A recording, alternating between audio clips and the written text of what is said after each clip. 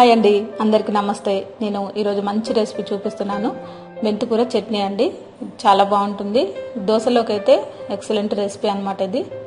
మీరు ఒకవేళ దోశలోకి నచ్చకపోతే రైస్లో కూడా చాలా బాగుంటుంది. నేను చేసినట్టుగా ఒకసారి మీరు ట్రై చేయండి.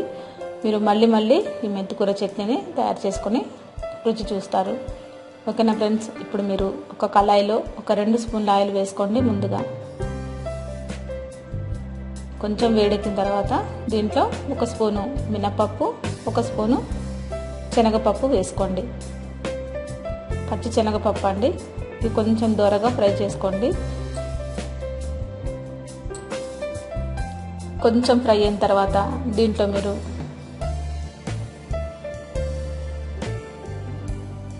జీలకర్ర కూడా 1 స్పూన్ వేసుకోండి. మాడకుండా మీడియం ఫ్లేమ్లో పెట్టి ఫ్రై చేసుకొని, అలాగే దీంట్లో 1 కట్ట కొత్తిమీర వేసుకోండి. ఫస్ట్ ఎండుమిర్చి ముందుగా వేసేస్తే మాడిపోతాయండి. అందుకని నేను ముందుగా ఇవన్నీ వేసిన తర్వాత చివరిలో ఎండుమిర్చి వేస్తున్నాను. ఎండుమిర్చి మాడకుండా ఫ్రై చేసుకోండి. ఒక 7-8 వేసుకుంటే సరిపోతుందండి. ఇది ఒక 2-3 కట్టలకి, అదే 2-3 కట్టల మెంతి కూరకి నేను తీసుకున్న ఎండుమిర్చి అన్నమాట. ఇది కొంచెం దూరగా ఫ్రై చేసుకోండి. ఇది మనకి ఏమాత్రం కూడా దీంట్లో చేదన్నది లేకుండా మనం ఈ పచ్చడి తయారు చేసుకోవచ్చండి. ఇప్పుడు మిగిలిన నూనె అంటే మీరు ఇప్పుడు వేయించుకునేవన్నీ సపరేట్ ఒక ప్లేట్లోకి తీసేసుకోండి. తీసిన తర్వాత మరికొంత 2 స్పూన్ల ఆయిల్ వేసుకొని 1 ఉల్లిపాయ కట్ చేసి వేసుకోండి. ఉల్లిపాయ కూడా మాడకుండా దోరగా ఫ్రై చేసుకోండి.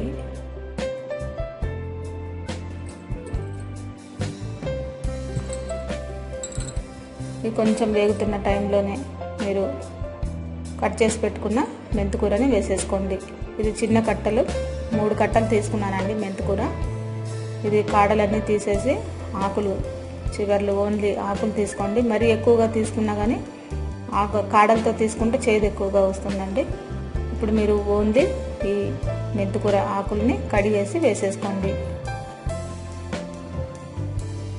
ఇది వేగితే కొంచెమే అవుతుంది, ఫ్లేవర్ మాత్రం అలాగే ఉంటుంది మెంతికూర ఫ్లేవర్.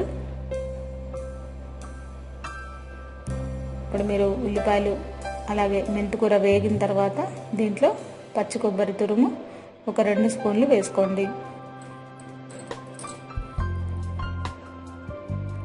ఇవన్నీ కూడా కొంచెం వేగనివ్వండి.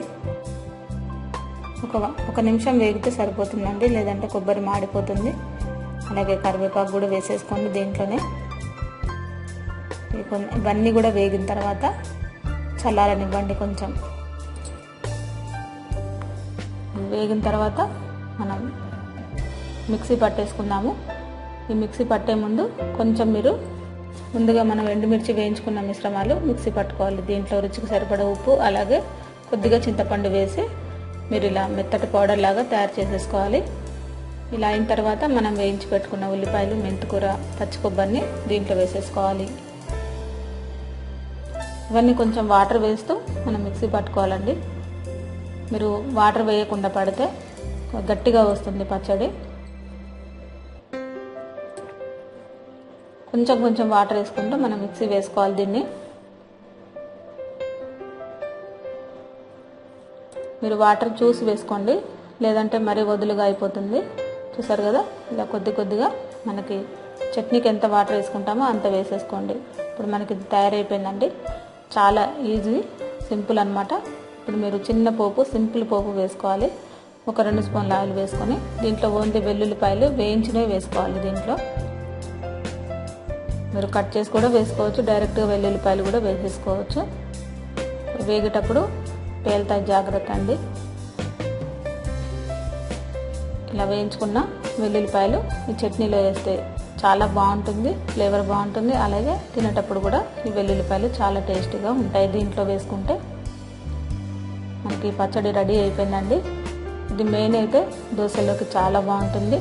అలాగే మీరు ఎప్పుడన్నా మెంతికూర పప్పులో కానీ తిని బోరుగా ఉంటే ఈ పచ్చడిని ట్రై చేయండి.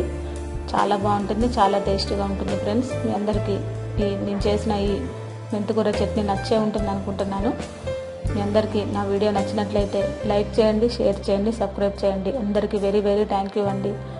మీ సపోర్ట్ ఉంటే మరిన్ని వీడియోస్ నేను చేస్తాను. ఓకేనండి, అందరికీ థ్యాంక్ యూ అండి.